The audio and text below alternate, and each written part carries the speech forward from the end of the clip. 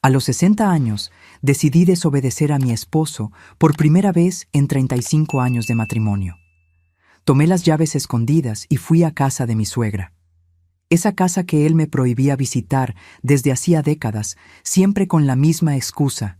Está en remodelación, querida. Pero cuando abrí aquella puerta, mi corazón casi se detuvo.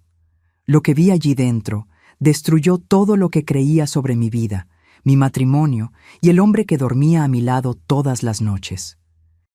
Pero antes de continuar, checa si ya estás suscrito al canal y escribe en los comentarios. ¿Desde dónde estás viendo este video? Nos encanta saber hasta dónde están llegando nuestras historias. Mi nombre es Sofía, tengo 60 años y durante 35 años fui la esposa perfecta. Esa que nunca cuestionaba, nunca dudaba, nunca desobedecía. Me levantaba temprano para preparar el café, mantenía la casa impecable, esperaba a mi esposo Ricardo al llegar del trabajo con una sonrisa en el rostro. Todos me decían que tenía suerte. Un matrimonio estable, sin peleas, sin escándalos. Pero lo que nadie veía era el silencio. Ese silencio que crecía entre nosotros como una pared invisible, construida ladrillo a ladrillo a lo largo de los años. Y en el centro de ese silencio estaba un único lugar que me estaba prohibido: la casa de doña Carmen, mi suegra, en el pequeño pueblo de San Miguel. Conocí a doña Carmen solo 3 veces en la vida. La primera fue el día de mi boda, cuando ella vino a la ciudad para la ceremonia. Recuerdo que me abrazó con fuerza, sus ojos gentiles me observaban con una ternura que me hizo sentir acogida. La segunda vez fue algunos meses después, cuando Ricardo y yo fuimos a visitarla. La casa era sencilla, pero llena de luz, con un patio repleto de flores que ella misma cuidaba. Doña Carmen me mostró cada rincón de aquella casa con orgullo, me contó historias de la infancia de Ricardo, me hizo sentir parte de la familia. La tercera y última vez fue hace 33 años. Después de eso, aquella puerta se cerró para mí. Al principio, las excusas de Ricardo parecían razonables. La casa necesita reformas urgentes, Sofía. El techo se está cayendo, las paredes tienen filtraciones. Es peligroso llevarte allí. Yo le creí. Claro que le creí. Ricardo siempre fue un hijo dedicado, preocupado por el bienestar de su madre. Él viajaba a San Miguel regularmente, cada 2 o 3 meses, siempre solo.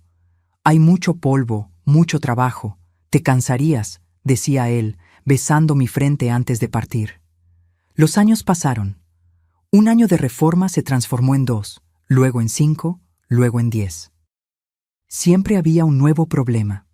Los albañiles no aparecían. Los materiales se atrasaban. Descubrieron termitas en la estructura. Necesitaron rehacer los cimientos. Yo intentaba sugerir que fuéramos juntos, aunque solo fuera para ver el progreso de las obras. Pero Ricardo se irritaba. ¿No confías en mí? ¿Crees que estoy inventando estas cosas? El tono de su voz cambiaba, se volvía duro, defensivo. Aprendí a no preguntar. Intenté mantener contacto con doña Carmen por teléfono. En las primeras llamadas, ella contestaba con aquella voz dulce que yo guardaba en la memoria. Preguntaba por mí, por Ricardo, por nuestra vida, pero siempre que yo mencionaba una visita, ella suspiraba. Pregúntale a Ricardo, hija. Él sabe lo que es mejor. Con el tiempo, las llamadas se hicieron más raras. Doña Carmen parecía cada vez más distante, más cansada. Y entonces, hace unos 5 años, su teléfono simplemente dejó de funcionar. El aparato se rompió, explicó Ricardo. Ya sabes cómo es. Mi mamá no entiende de esas cosas modernas. Intenté comprarle un celular, pero no puede usarlo. Una vez más, parecía lógico. Una vez más, me tragué la explicación sin cuestionar. Pero algo dentro de mí comenzó a cambiar hace 6 meses. Fue una noche común. Ricardo había vuelto de otro viaje de negocios que incluyó un paso por San Miguel. Cuando entró en casa, noté algo extraño. Sus zapatos, aquellos mocasines de piel que tanto le gustaban, estaban cubiertos de un lodo rojo y húmedo. Lodo fresco. Ricardo, ¿de dónde salió todo este lodo?, pregunté tomando los zapatos para limpiarlos. Se congeló por un segundo. Solo un segundo, pero fue suficiente para que me diera cuenta. Ah, es de una obra que visité. Asunto de trabajo. Pero no ha llovido en semanas, insistí mirando los zapatos. ¿Cómo puede haber lodo fresco? Su reacción me asustó. Ricardo nunca me había gritado, nunca. Por el amor de Dios, Sofía, llego a casa muerto de cansancio y te pones a interrogarme por un par de zapatos. ¿Crees que te miento? Después de 35 años, ¿eso es lo que piensas de mí? Me quedé paralizada. Mis manos temblaban. Yo solo estaba preguntando, Ricardo. No quise... Déjalo ya, me cortó, entrando al baño y cerrando la puerta con fuerza. Aquella noche, acostada a su lado en la cama, no pude dormir. Miraba el techo en la oscuridad, escuchando la respiración pesada de Ricardo, y por primera vez en 35 años me permití pensar lo impensable. Mi esposo me estaba ocultando algo. Algo relacionado con aquella casa en San Miguel. Algo lo suficientemente grande como para justificar 33 años de mentiras. Los días que siguieron fueron extraños. Ricardo se volvió excesivamente atento. Me compró flores, me llevó a cenar a un restaurante caro, elogió mi cabello, mi ropa. Era como si estuviera intentando compensar la explosión de rabia con gestos de cariño. Acepté todo con una sonrisa forzada, pero por dentro algo había cambiado. Yo ya no era aquella esposa que aceptaba todo sin cuestionar. Por primera vez, comencé a observarlo. Realmente observarlo. Y fue así como noté otros detalles. Sus viajes se hicieron más frecuentes. Casi toda semana él tenía algún compromiso que lo llevaba fuera de la ciudad. Siempre volvía con historias elaboradas sobre reuniones, contratos, clientes. Pero ahora yo prestaba atención a las cosas pequeñas, el perfume diferente que a veces venía en su ropa, la forma en que sonreía al celular cuando creía que yo no lo estaba mirando, las llamadas que siempre contestaba en otra habitación, hablando bajo. El cambio definitivo sucedió hace 3 semanas. Era una mañana de sábado, y yo estaba preparando el café cuando sonó el timbre. Miré por la ventana y vi un carro negro estacionado frente a nuestra casa. Un hombre de traje gris bajó, cargando un portafolio de piel. «Ricardo», llamé, «hay alguien en la puerta». Mi esposo apareció en la sala frunciendo el ceño. Cuando abrió la puerta, el hombre se presentó. «Buenos días. Mi nombre es Dr. Enrique Cárdenas. Soy abogado. Estoy buscando al señor Ricardo Salas». «Soy yo», respondió Ricardo, y me di cuenta de que su voz estaba tensa. «¿Puedo pasar? Necesito hablar con usted sobre un asunto delicado relacionado con su madre, doña Carmen». Mi corazón se aceleró. Me acerqué a la puerta y el abogado me notó. «¿Usted es...?» «Soy Sofía, esposa de Ricardo». El abogado asintió gravemente. «Tal vez sea mejor que la señora también escuche esto». Nos sentamos en la sala. Ofrecí agua, pero mis manos temblaban tanto que casi dejo caer el vaso. El abogado abrió su portafolio y sacó algunos documentos. «Señor Ricardo, señora Sofía», comenzó, con una voz profesional pero gentil. «Lamento informarles que doña Carmen falleció hace 45 días». El mundo se detuvo. Sentí como si el aire hubiera sido succionado de la sala. «¿Qué?», susurré. «¿Cómo que 45 días? ¿Por qué? ¿Por qué nadie nos avisó?» Ricardo estaba pálido, absolutamente inmóvil. No lloró, no reaccionó. Solo se quedó allí sentado, mirando al abogado como si no comprendiera las palabras. «De acuerdo con las instrucciones que doña Carmen me dejó», continuó el abogado, «yo debía contactar al señor Ricardo exactamente 30 días después de su fallecimiento para tratar la herencia. Pido disculpas si esto causó algún trastorno, pero esas fueron sus instrucciones expresas». 30 días. Él había esperado 30 días. Entonces, ¿por qué ahora, 45 días después? Doña Carmen falleció en el Hospital Regional de San Miguel debido a complicaciones cardíacas, explicó el abogado. El funeral se realizó conforme a sus deseos, de forma simple y discreta. Ahora, en cuanto a la herencia, sacó un sobre grueso y un llavero con varias llaves antiguas. Todos los bienes a nombre de doña Carmen, incluyendo la casa y el terreno en San Miguel, fueron dejados en testamento para usted, Ricardo, como hijo único y heredero legal. Las llaves tintinearon cuando él las colocó sobre la mesa de centro. Las miré como si fueran pedazos de metal malditos. Aquellas eran las llaves de la casa que me fue negada por más de 3 décadas. Aquí están las escrituras, ya transferidas a su nombre, continuó el abogado, entregando los documentos a Ricardo. Y estas son las llaves de la propiedad. También hay algunas pertenencias personales de doña Carmen que usted podría querer recoger. Cuando el abogado finalmente se fue, dejando aquel silencio pesado en la sala, yo exploté. 45 días, Ricardo. Mi voz salió más alta de lo que pretendía.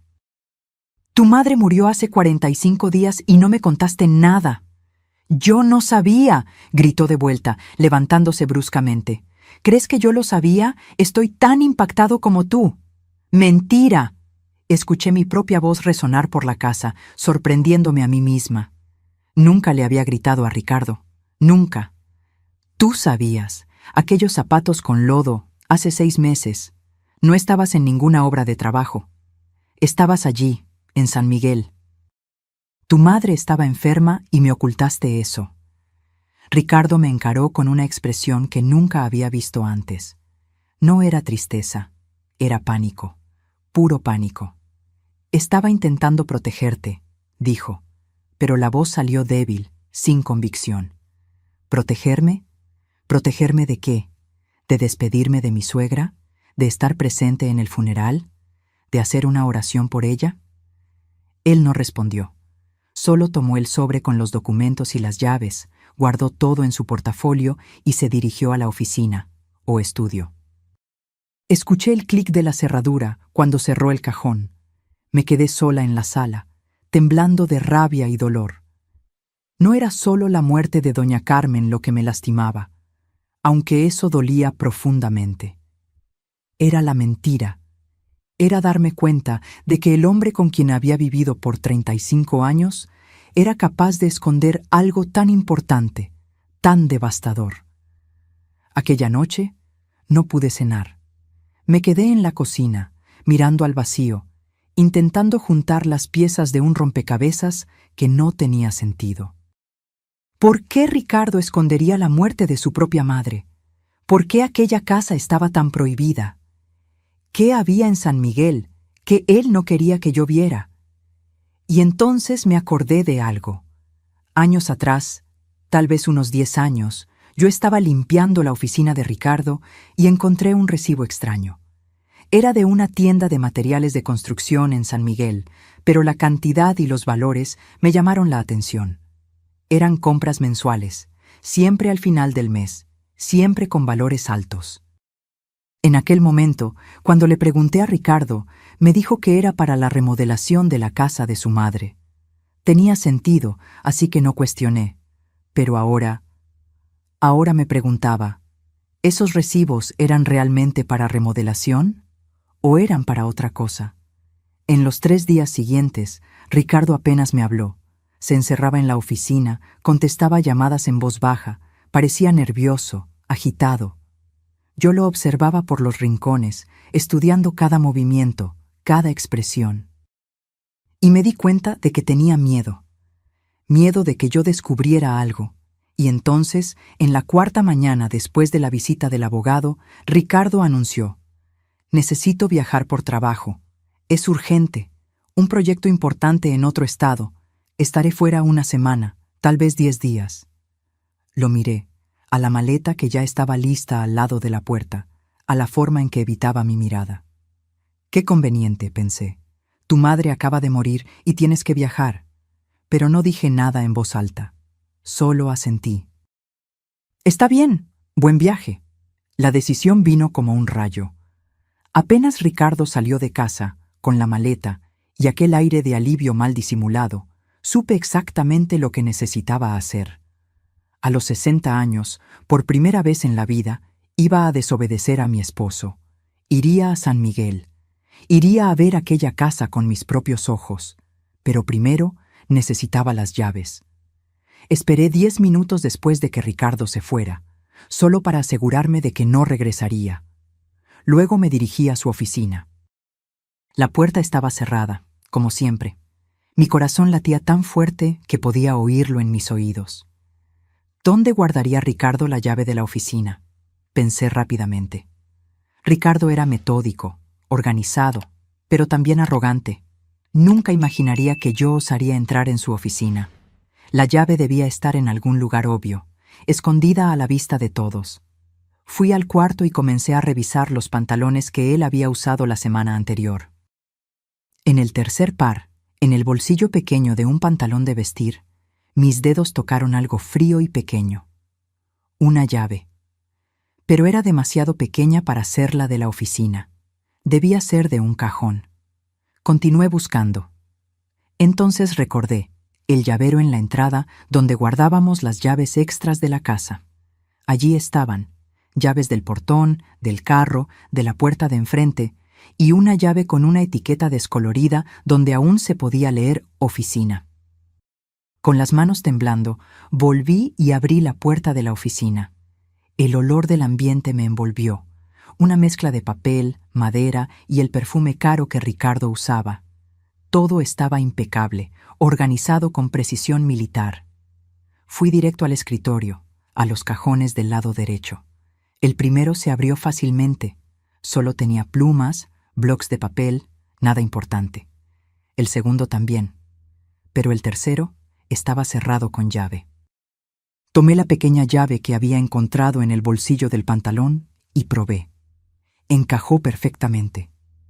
Dentro del cajón, lo primero que vi fue el llavero que el abogado había dejado. Las llaves de la casa de doña Carmen. Mis dedos se cerraron alrededor de ellas con fuerza. Pero había más. Debajo del llavero, una carpeta azul gruesa.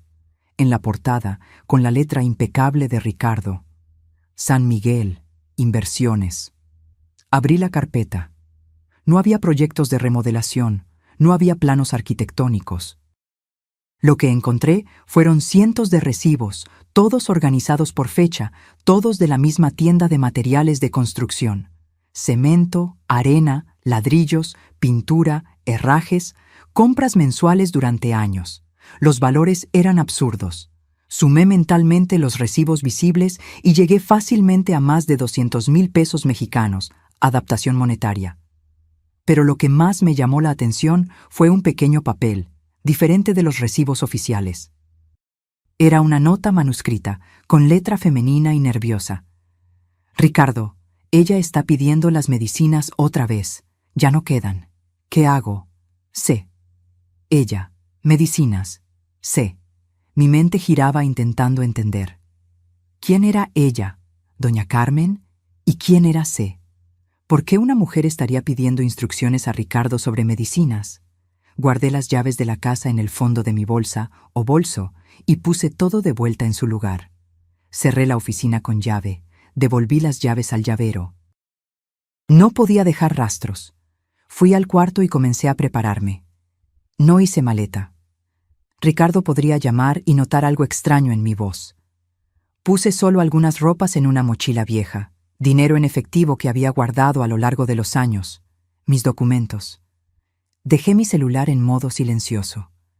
Si Ricardo llamaba, yo simplemente no contestaría de inmediato.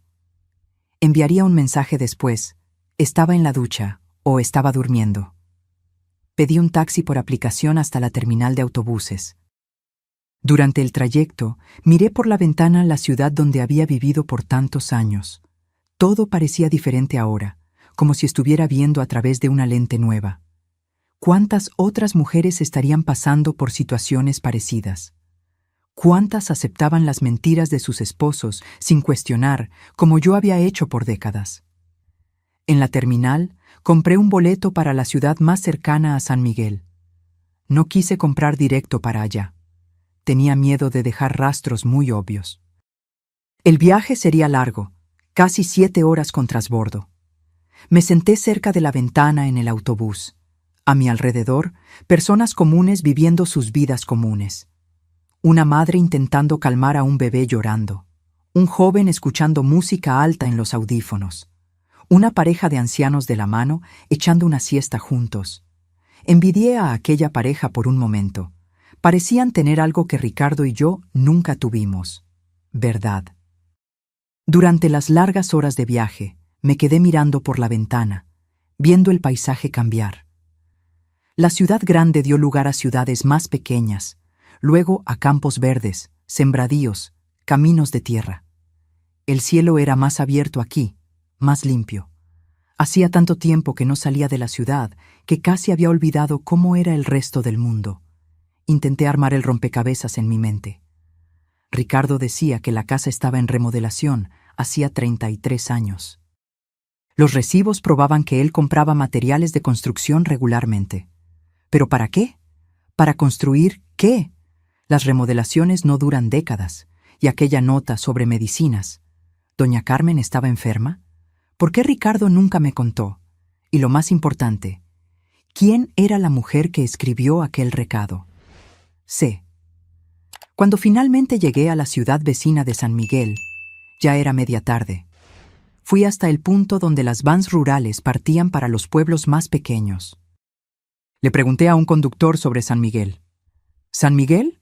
Claro, la van azul de allí va para allá. Sale dentro de 15 minutos, dijo, señalando. Entré en la van y me senté cerca de la ventana. Había algunas mujeres volviendo del mercado con bolsas de verduras y compras. Una de ellas, de apariencia amable y unos 50 años, se sentó a mi lado. ¿Primera vez en San Miguel?, preguntó con una sonrisa. En realidad no, respondí, escogiendo mis palabras con cuidado. Ya vine hace muchos años. Estoy volviendo para visitar un lugar.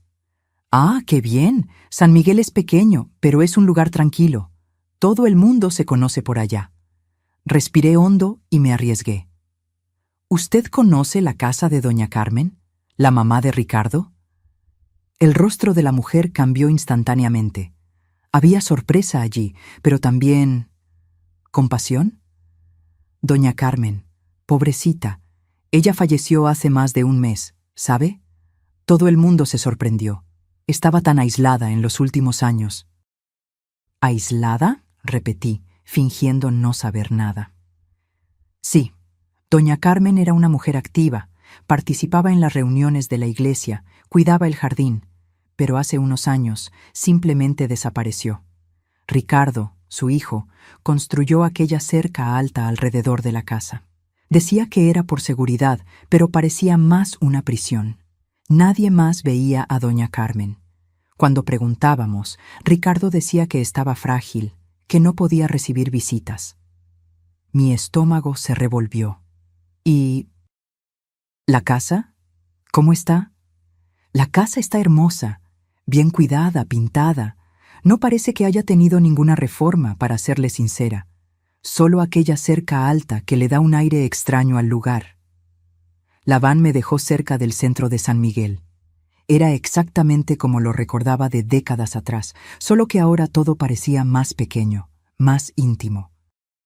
Las calles empedradas, las casas sencillas pero bien cuidadas, la plazuela con bancas de madera, donde algunos ancianos conversaban a la sombra de los árboles. Seguí las indicaciones que la mujer de la van me había dado. Pasa por la iglesita, da vuelta a la izquierda en la calle de la panadería, sigue derecho hasta ver una casa blanca con portón de hierro. Mi corazón latía cada vez más fuerte a cada paso. Y entonces la vi. La casa de doña Carmen estaba al final de una calle tranquila. Me detuve a unos metros de distancia, solo observando, intentando procesar lo que mis ojos veían. La mujer de la van tenía razón. La casa estaba impecable. Paredes blancas recién pintadas, ventanas con marcos de madera en perfecto estado, tejas limpias. El jardín era hermoso, con pasto verde y flores coloridas, rosas, lirios, begonias. Pero lo que más me impactó fue la cerca. Una cerca alta, de más de 2 metros, hecha de placas de concreto y hierro, rodeando toda la propiedad.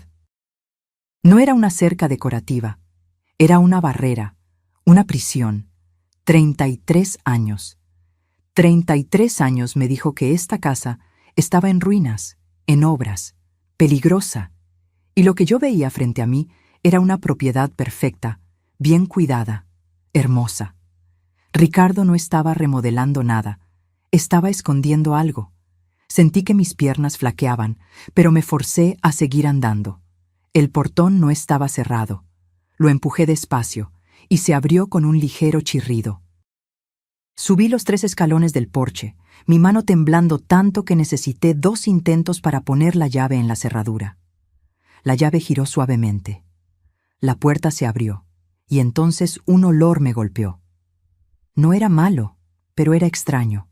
Una mezcla de perfume dulce, tal vez lavanda, con algo químico por debajo, desinfectante, y algo más, algo que no lograba identificar, pero que me revolvió el estómago. Entré despacio. Mis ojos necesitaron algunos segundos para ajustarse a la penumbra. Las cortinas estaban cerradas, dejando solo rendijas de luz entrar. Pero incluso en la media luz, yo podía ver que el interior de la casa era lujoso. El suelo era de porcelanato brillante. La sala tenía un sillón enorme de piel, una televisión gigantesca en la pared, muebles modernos y caros. Todo parecía nuevo, intocado. Nada de aquello combinaba con la casa sencilla que yo recordaba de 33 años atrás. Era como si hubiera entrado en otra dimensión. Di algunos pasos por la sala, mis ojos recorriendo cada detalle. Y entonces vi la pared. Una pared entera cubierta de portarretratos. Decenas de ellos, todos con fotos de Ricardo. Ricardo en la playa. Ricardo frente a monumentos famosos en el extranjero. Ricardo sosteniendo trofeos. Ricardo al lado de carros caros que yo nunca había visto. Era un santuario, un templo dedicado al ego de mi esposo. Pero lo que me dolió más fue darme cuenta. No había ni una sola foto de doña Carmen. Ni una foto nuestra, de nuestra boda. Era como si ni ella ni yo existiéramos en el mundo de Ricardo. Respiré hondo, intentando controlar las emociones que amenazaban con dominarme. Necesitaba continuar. Necesitaba ver el resto. Crucé la sala y fui a la cocina. Era moderna, equipada con electrodomésticos de última generación. Todo brillaba, todo estaba en su lugar. En la puerta del refrigerador, refri, algo llamó mi atención. Un dibujo infantil pegado con un imán. Era un dibujo simple, hecho con crayones, mostrando 3 personas, un hombre alto, una mujer y una figura pequeña entre ellos. Encima del hombre, escrito con letra infantil, papá. Mi corazón se detuvo. Papá. ¿Ricardo tenía un hijo? ¿Cómo? ¿Cuándo? Salí de la cocina en un trance, caminando por el pasillo. Había varias puertas. Abrí la primera, un cuarto vacío, pero bien decorado. La segunda, un baño impecable. La tercera puerta, al final del pasillo, estaba cerrada con llave. Volví al llavero que tenía en la bolsa. Había varias llaves. Probé 1, 2, 3. En el cuarto intento, la cerradura cedió. Abrí la puerta. El olor me golpeó como un puñetazo. Fuerte, inconfundible. Medicinas, desinfectante, enfermedad. La luz que entraba por la puerta iluminó la habitación poco a poco. En el centro había una cama, pero no era una cama común. Era una cama de hospital, de metal, con barandales laterales. Los barandales estaban bajados ahora, la cama vacía, el colchón cubierto con plástico protector. Al lado de la cama, una mesa llena de frascos de medicamento. Algunos vacíos, otros a la mitad. Cajas de pastillas, jeringas aún en el empaque, un cilindro de oxígeno pequeño tirado en el suelo. Este había sido el cuarto de doña Carmen. No un cuarto acogedor, sino un cuarto de hospital. Un cuarto donde ella vivió encerrada, aislada, muriendo poco a poco. Caminé despacio hasta la cama. Mis piernas parecían hechas de plomo. Toqué los barandales fríos del metal e imaginé a doña Carmen allí, sola, asustada, pidiendo ayuda que nunca llegó. Pero había algo más. El cuarto era grande, y me di cuenta de que estaba dividido. El área alrededor de la cama era sombría, con aquel olor a hospital. Pero del otro lado, me giré y casi me desmayo. La otra mitad de la pared estaba pintada de un azul claro, alegre, y estaba completamente cubierta de fotografías. No las fotos narcisistas de Ricardo solo que yo había visto en la sala. Estas eran fotos de familia. En todas ellas, Ricardo aparecía con una mujer. Ella era joven, bonita, de cabello largo y oscuro, y en sus brazos, o entre los dos, siempre había un niño. Un chico de unos 5 o 6 años, con los mismos ojos y la misma sonrisa de Ricardo. Había fotos en la playa, en parques de diversiones, en fiestas de cumpleaños. Fotos en esta misma sala donde yo estaba, los tres abrazados en el sillón de piel que yo acababa de ver. Y la foto más cruel de todas, una foto tomada en este cuarto, con Ricardo, la mujer y el niño posando y sonriendo, y doña Carmen al fondo, acostada en la cama de hospital, una figura frágil y desolada, sirviendo de telón de fondo para aquella farsa de familia feliz. Mis piernas no me sostuvieron más. Me desplomé en el suelo frío, mi visión empañada por las lágrimas. Todo tenía sentido ahora, terriblemente sentido. Ricardo tenía otra familia, otra vida. Esta casa no era para doña Carmen, era para ellos, para la mujer y el niño. Y doña Carmen, ella había sido transformada en prisionera en su propia casa, forzada a testificar mientras su hijo construía una vida paralela, una mentira que duró décadas. No sé cuánto tiempo estuve allí, sentada en el suelo frío de aquel cuarto que olía a muerte y traición. Pudieron haber sido minutos u horas. El tiempo perdió significado. Todo lo que yo sabía, todo en lo que yo creía, se había desmoronado. 35 años de matrimonio, 35 años al lado de un hombre que yo pensé conocer. Y él tenía otra familia, otro hijo, otra vida que él mantenía escondida aquí, en esta casa, mientras me engañaba con excusas sobre remodelaciones interminables. Finalmente, con mucho esfuerzo, me levanté. No podía derrumbarme ahora. Necesitaba pruebas. Necesitaba entender completamente lo que Ricardo había hecho. No solo conmigo, sino con doña Carmen. Comencé a arrancar algunas de las fotos de la pared. No me importó cuando los portarretratos cayeron y el cristal se rompió en el suelo. Necesitaba aquellas imágenes. Eran la prueba de todo. Entonces me acordé de las medicinas. Fui a la mesa de noche y abrí los cajones. El primero tenía más frascos de vitaminas y analgésicos comunes. El segundo tenía jeringas, algodón, alcohol. Pero el tercer cajón estaba cerrado con llave. Miré alrededor y vi una llave pequeña colgada en un clavo detrás de la puerta. Abrí el cajón. Allí dentro, debajo de algunas ropas viejas de doña Carmen, encontré un cuaderno. Era uno de esos cuadernos escolares simples, con tapa dura azul. Mi mano tembló cuando lo tomé. Abrí en la primera página. Era la letra de doña Carmen. La reconocí inmediatamente, aunque un poco temblorosa. La fecha era de 4 años atrás. Ricardo me dijo que va a remodelar la casa. Estoy tan feliz de que mi hijo se preocupe tanto por mí. Que Dios lo bendiga. Volteé las páginas, leyendo entrada tras entrada. Al principio, eran anotaciones felices sobre las mejoras en la casa, sobre cómo Ricardo era atento. Pero después, el tono comenzó a cambiar. Ricardo trajo a una muchacha para quedarse aquí. Dijo que es una colega de trabajo que está con problemas y necesita un lugar temporal. Ella parece buena persona, pero es extraño. ¿Por qué Ricardo no me comentó esto antes? Algunas páginas después, la muchacha, Camila, trajo a un niño, un chico hermoso. Ricardo dice que están ayudando a una familia necesitada.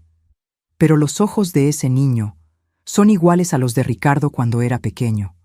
Soy madre, yo sé. Yo cargué a ese niño en mi vientre. Conozco cada rasgo de mi hijo. Mi visión se empañó por las lágrimas, pero continué leyendo. Las entradas se volvían más espaciadas, la letra más temblorosa. Le pregunté a Ricardo si el niño es suyo. Me gritó. Dijo que estoy volviéndome senil, que estoy imaginando cosas. Desde entonces comenzó a cerrar la puerta de mi cuarto por fuera. Dice que es para mi seguridad, que puedo caerme si salgo sola por la noche. Pero sé que es mentira. Soy prisionera en mi propia casa. Continué leyendo, cada palabra como una puñalada. Pedí llamar a Sofía. Quiero verla, quiero contarle la verdad, pero Ricardo dijo que ella está muy enferma, que no puede viajar. ¿Será verdad? ¿O es otra mentira? Mis medicinas para el corazón se acabaron. Ricardo se las llevó todas. Trajo otras diferentes, dijo que son mejores. Pero me siento cada vez peor. El pecho me duele tanto. Camila tiene miedo de él también. Me di cuenta por la forma en que baja los ojos cuando él habla. Ella está atrapada aquí de la misma forma que yo. Somos dos prisioneras. Ricardo trajo un abogado. Quiere que yo firme papeles dándole todo a él. Me rehusé. Le aventé la pluma. Entonces él dijo algo terrible. Dijo que algo podría pasarle a Sofía si yo no cooperaba. Usó su nombre como amenaza. Dios me perdone, pero tengo miedo de en lo que se ha convertido mi hijo. La última entrada estaba casi ilegible, escrita con una letra tan temblorosa que apenas se podía entender. Me estoy muriendo, lo sé. Mi corazón está fallando y él no me da las medicinas correctas. Sofía, si alguna vez lees esto, perdóname por no haber sido más fuerte. Perdóname por no protegerte de él. Y por favor, no dejes que él gane. Haz justicia por nosotras dos. Cerré el cuaderno y lo apreté contra el pecho, sollozando. Doña Carmen había muerto sola, asustada, traicionada por su propio hijo. Y él usó mi nombre como arma contra ella. Guardé el cuaderno en mi bolsa junto con las fotos. Entonces oí un ruido allá afuera. Voces. Alguien estaba conversando afuera de la casa. Me congelé. ¿Sería Ricardo? ¿Habría descubierto que yo estaba aquí? Caminé silenciosamente hasta la ventana y espié por las cortinas. Había dos mujeres en la acera conversando. Una de ellas señaló la casa y dijo algo que no logré escuchar. Respiré aliviada. No era Ricardo, pero necesitaba salir de allí. No podía correr el riesgo de ser vista o, peor, de que Ricardo apareciera de sorpresa. Salí del cuarto, crucé la casa rápidamente y abrí la puerta de enfrente. Fue entonces cuando una de las mujeres me vio. «Con permiso», llamó, acercándose. «¿Usted es?» Por un segundo pensé en mentir, pero estaba cansada de mentiras, demasiado cansada. «Soy Sofía», respondí, «la esposa de Ricardo». Las dos mujeres intercambiaron miradas de sorpresa. La más vieja, una señora de unos 70 años, se llevó la mano al corazón. «¿Esposa?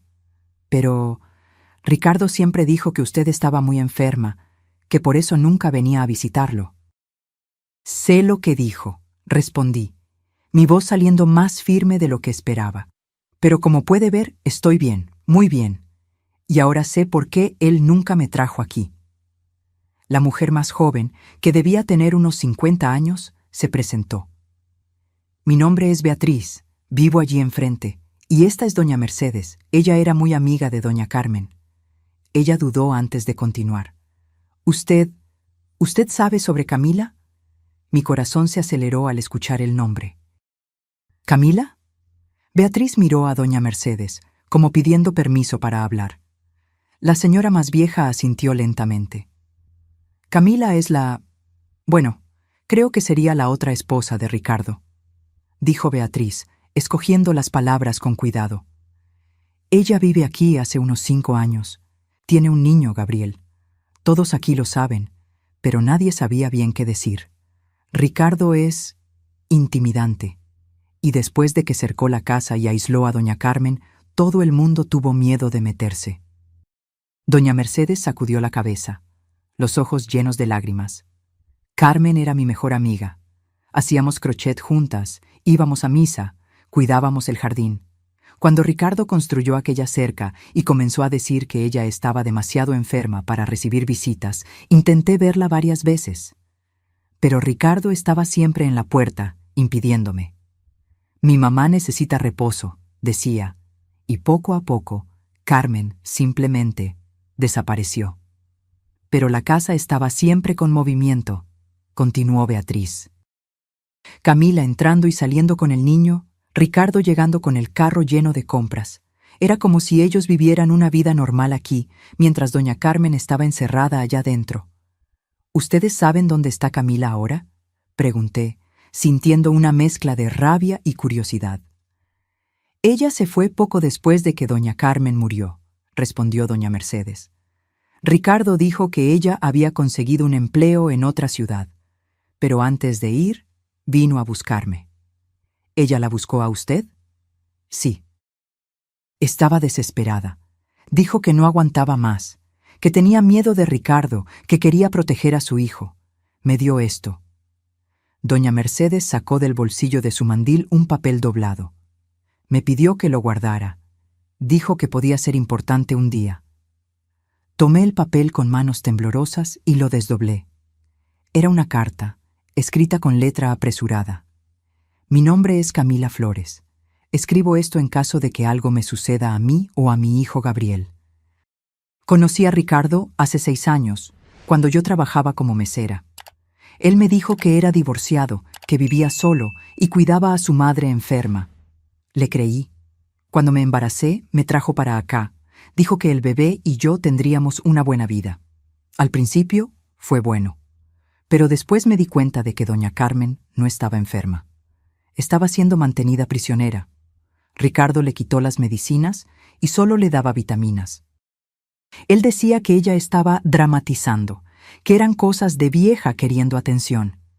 Intenté ayudarla varias veces, escondiendo medicinas para ella, pero Ricardo lo descubrió y me amenazó. Dijo que me quitaría a Gabriel si seguía interfiriendo. Yo tenía miedo. Miedo de él. Miedo de perder a mi hijo. Miedo de terminar como doña Carmen. Entonces me quedé callada, y esa culpa me perseguirá para siempre. Doña Carmen murió porque Ricardo quiso. Él quería la herencia, quería la casa, quería deshacerse del peso de cuidar a su madre. Y lo consiguió.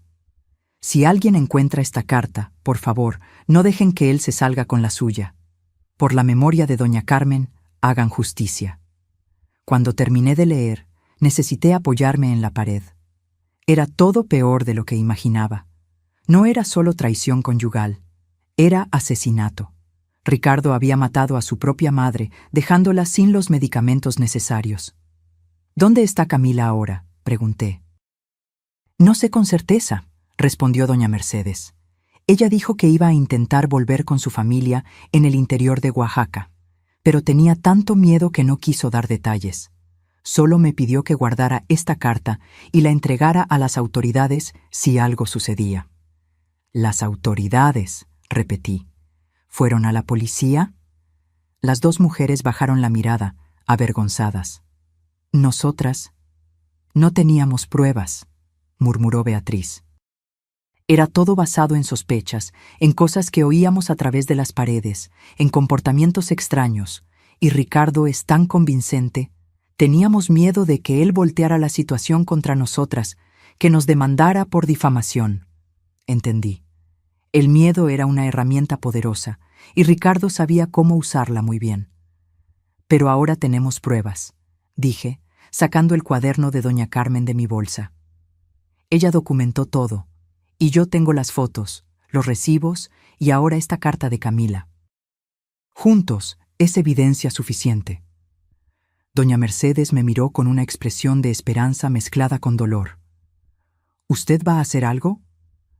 Voy, respondí, y sentí que, por primera vez en 35 años, yo estaba tomando el control de mi propia vida. Voy a hacer exactamente lo que doña Carmen me pidió. Voy a hacer justicia. Les pedí que me indicaran un lugar donde pudiera quedarme, ya que no quería volver a entrar en aquella casa. Beatriz insistió en que me quedara en su casa, que tenía un cuarto de huéspedes. Aquella noche, sentada en la cocina acogedora de Beatriz, Con una taza de té caliente entre las manos, comencé a formular un plan. Primero, necesitaría un abogado. No podía usar al mismo abogado que había lidiado con la herencia. Él podía estar comprometido con Ricardo de alguna forma. Necesitaba a alguien de fuera, alguien que no tuviera conexiones con mi esposo. Beatriz me ayudó a buscar en Internet. Encontramos un bufete de abogados en la capital especializado en crímenes contra ancianos y violencia doméstica.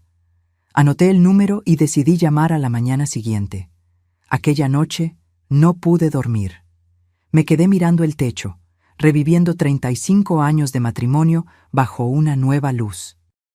¿Cuántas señales había ignorado? ¿Cuántas excusas había aceptado sin cuestionar? Los viajes frecuentes de Ricardo, las llamadas que contestaba en otro cuarto, la forma en que se ponía nervioso cuando yo preguntaba por doña Carmen, y me acordé de algo que no había pensado en años. Unos 10 años atrás había recibido una llamada extraña. Una voz femenina, joven, había preguntado: ¿Usted es la esposa de Ricardo? Cuando respondí que sí, ella se quedó en silencio por un largo momento, y luego colgó.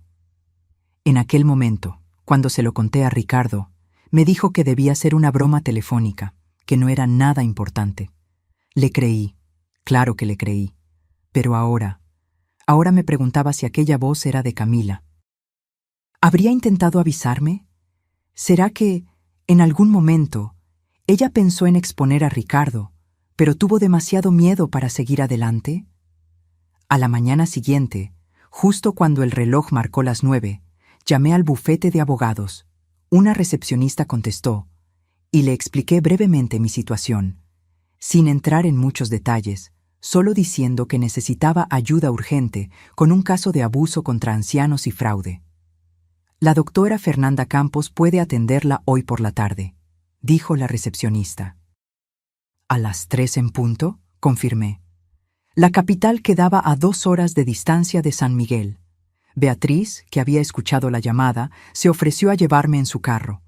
Durante el trayecto le conté todo: los 35 años de matrimonio, las mentiras, el descubrimiento de la casa, el diario de doña Carmen. Beatriz escuchó en silencio, solo moviendo la cabeza ocasionalmente. «Usted es muy valiente», dijo cuando terminé. Muchas mujeres en su situación simplemente volverían a casa y fingirían que no vieron nada. Es más fácil vivir en la mentira que enfrentar la verdad. Tal vez, respondí, pero se lo debo a doña Carmen. Murió sola, asustada, pidiendo justicia. Si no hago algo, habrá muerto en vano. El bufete de abogados quedaba en un edificio moderno en el centro de la ciudad. La doctora Fernanda Campos era una mujer de unos 45 años, cabello corto, lentes de armazón moderna y una expresión seria pero gentil. Me senté frente a su escritorio y por primera vez conté la historia completa a alguien. Le mostré el diario de doña Carmen, las fotos que arranqué de la pared, la carta de Camila, los recibos del cajón de Ricardo. La abogada examinó todo en silencio, su expresión volviéndose cada vez más grave. Cuando terminé, se quitó los lentes y se frotó los ojos. «Señora Sofía», dijo finalmente, «lo que su esposo hizo no es solo traición conyugal o mala conducta. Es un crimen grave. Privar a alguien de los cuidados médicos necesarios, especialmente a una persona vulnerable como una anciana, puede ser clasificado como homicidio doloso o, como mínimo, abandono de persona incapaz que resultó en muerte». «¿Qué hago ahora?», pregunté, mi voz temblorosa. «Primero, vamos a la policía. Con estas pruebas pueden abrir una investigación formal. Van a exhumar el cuerpo de doña Carmen para hacer una autopsia, si es necesario. Van a investigar sus registros médicos, las recetas, todo. También querrán hablar con Camila y con los testigos en San Miguel. ¿Y en cuanto a mi matrimonio? Le recomiendo que pida el divorcio inmediatamente. Y, dadas las circunstancias, también podemos solicitar una orden de restricción para que Ricardo no se acerque a usted. Si fue capaz de hacer esto con su propia madre, no sabemos de qué más es capaz. La idea de Ricardo siendo arrestado de todo nuestro matrimonio siendo expuesto públicamente, me asustaba, pero era lo correcto. Aquel mismo día fuimos a la comandancia. Di mi declaración completa. Entregué todas las pruebas. Los policías se quedaron impactados con el diario. Uno de ellos, un hombre mayor que dijo haber perdido a su propia madre recientemente, tenía lágrimas en los ojos cuando terminó de leer. «Vamos a atrapar a ese desgraciado», murmuró. «Ninguna madre merece esto». El comandante explicó que iban a necesitar mi ayuda para localizar a Ricardo. Él todavía creía que yo estaba en casa, sin saber nada. «Me va a llamar en algún momento», dije. «Siempre llama cuando está de viaje. Puedo hacer que él confíe en que todo está normal». Y fue exactamente lo que sucedió. Aquella noche, cuando yo ya estaba de vuelta en San Miguel, en casa de Beatriz, mi celular sonó. Era Ricardo.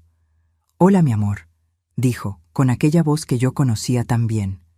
«¿Cómo estás? ¿Todo bien por allá?» Respiré hondo, intentando mantener mi voz normal. «Todo bien, sí. Un poco solitaria, pero todo bien. Siento mucho tener que viajar en este momento difícil, pero el trabajo, ya sabes, trabajo, mentira». Él probablemente estaba con Camila o resolviendo algo relacionado con la herencia de doña Carmen. «¿Cuándo vuelves?», pregunté. «En unos 3 días. ¿Me extrañas?», preguntó, y podía oír la sonrisa en su voz. Sonrisa de quien cree que se está saliendo con la suya. «Sí», mentí.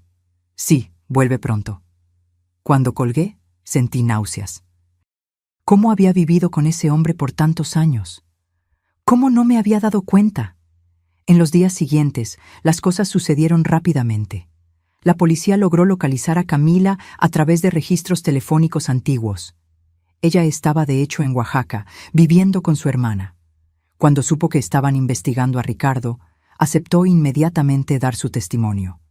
El cuerpo de doña Carmen fue exhumado. La autopsia confirmó lo que el diario sugería. Tenía una condición cardíaca grave que requería medicación específica. La medicación que fue encontrada en su sistema en el momento de la muerte eran solo vitaminas y suplementos. Nada que pudiera tratar su problema cardíaco real. Con todas las pruebas reunidas, el juez emitió una orden de aprehensión contra Ricardo. Y fue ahí que sucedió algo que yo no esperaba. Ricardo volvió a casa. No a nuestra casa en la ciudad, sino a San Miguel. Aparentemente tenía cosas que resolver allí, probablemente relacionadas con la venta de la propiedad. La policía estaba esperando por él. Yo estaba en casa de Beatriz cuando recibí la llamada de la doctora Fernanda. «Sofía, la policía arrestó a Ricardo hace 1 hora. Está en la comandancia de San Miguel ahora. ¿Quieres estar presente en el interrogatorio?» Mi corazón se aceleró. Parte de mí quería estar bien lejos de todo aquello. Pero otra parte, la parte que había leído el diario de doña Carmen, que había visto aquel cuarto donde ella fue mantenida prisionera, esa parte necesitaba ver a Ricardo enfrentar las consecuencias. «Sí», respondí, «quiero estar allí». Cuando llegué a la comandancia, Ricardo ya estaba en una sala de interrogatorio. A través del vidrio espejado yo podía verlo, pero él no podía verme. Estaba sentado con los brazos cruzados, con aquella expresión de superioridad que yo conocía tan bien. El comandante comenzó el interrogatorio mostrando las pruebas una por una. El diario de doña Carmen, las fotos, la carta de Camila, los registros médicos. Yo observé a Ricardo desmoronarse delante de mis ojos. Primero, intentó negar todo. «Eso es absurdo. Mi madre estaba senil. Ella inventaba cosas». Después, intentó justificar. Estaba intentando protegerla. Ella no sabía lo que era mejor para ella. Y finalmente, cuando se dio cuenta de que no tenía cómo escapar, intentó culpar a otros. «Fue Camila. Ella era la que cuidaba las medicinas. Yo no sabía». Pero las pruebas eran irrefutables. El diario de doña Carmen describía específicamente cómo Ricardo había confiscado sus medicinas. Camila tenía recibos y mensajes de texto mostrando que Ricardo instruía exactamente qué medicamentos dar o no dar a su madre. Y había más. La policía había descubierto que Ricardo había falsificado poderes y otros documentos legales, falsificando la firma de doña Carmen para tener acceso completo a sus bienes. Cuando el comandante finalmente dijo: «Ricardo Salas, usted está siendo formalmente acusado de homicidio doloso, falsificación de documentos, apropiación indebida y privación de la libertad», yo vi a mi esposo, ex esposo, finalmente quebrarse. Se puso el rostro entre las manos y comenzó a llorar.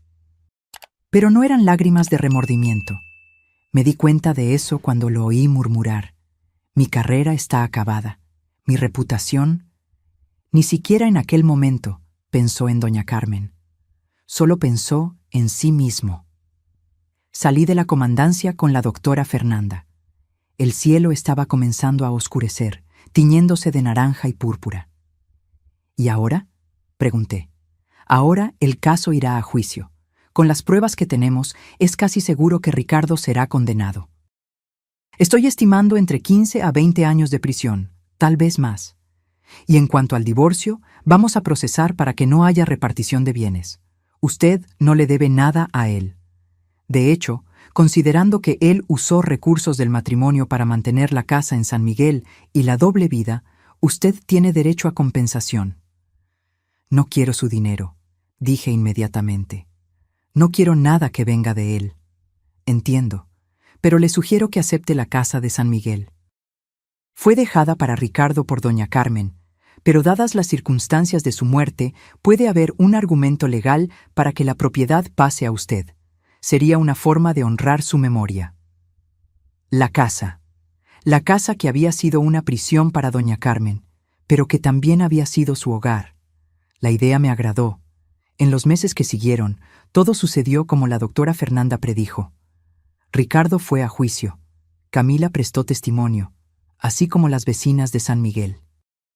Yo también hablé, contando sobre los 35 años de mentiras, sobre cómo Ricardo me había aislado de su familia, sobre cómo él usó mi supuesto estado de salud como excusa para mantener sus dos vidas separadas. El jurado lo consideró culpable de todos los crímenes. La sentencia fue de 18 años de prisión.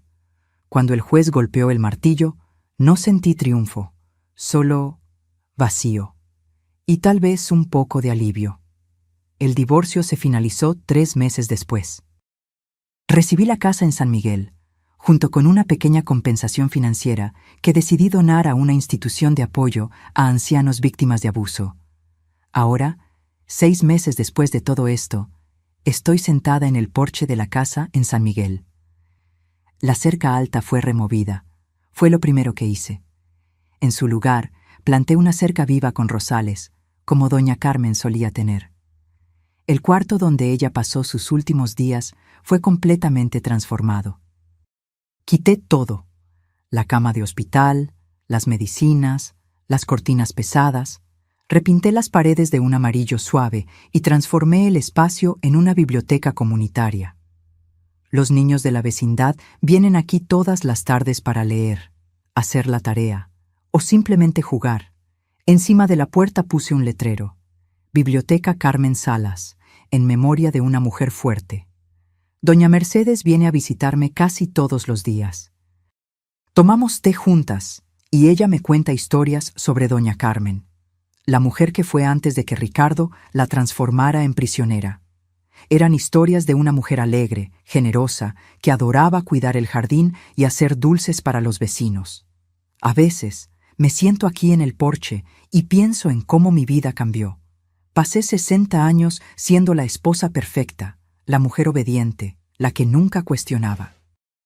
Y fue solo cuando decidí desobedecer, cuando tomé aquellas llaves y abrí aquella puerta prohibida, que finalmente encontré la verdad. Fue la verdad más dolorosa de mi vida, pero también fue liberadora. Aprendí que no importa la edad, nunca es tarde para empezar de nuevo. Nunca es tarde para exigir justicia. Nunca es tarde para honrar a aquellos que ya no pueden luchar por sí mismos. Doña Carmen ya no está aquí para ver en lo que se convirtió su casa. Pero espero que, donde quiera que esté, sepa que su muerte no fue en vano. que su historia fue contada, que se hizo justicia y que su nuera, aquella que apenas tuvo la oportunidad de conocer, finalmente hizo lo que ella pidió en aquellas últimas páginas del diario. No dejó que él ganara. Ahora, si te gustó esta historia, haz clic en suscribirse y dime en los comentarios, ¿qué parte te dejó con la boca abierta? Y no olvides hacerte miembro para tener acceso a videos exclusivos que no subo aquí. Te espero allí.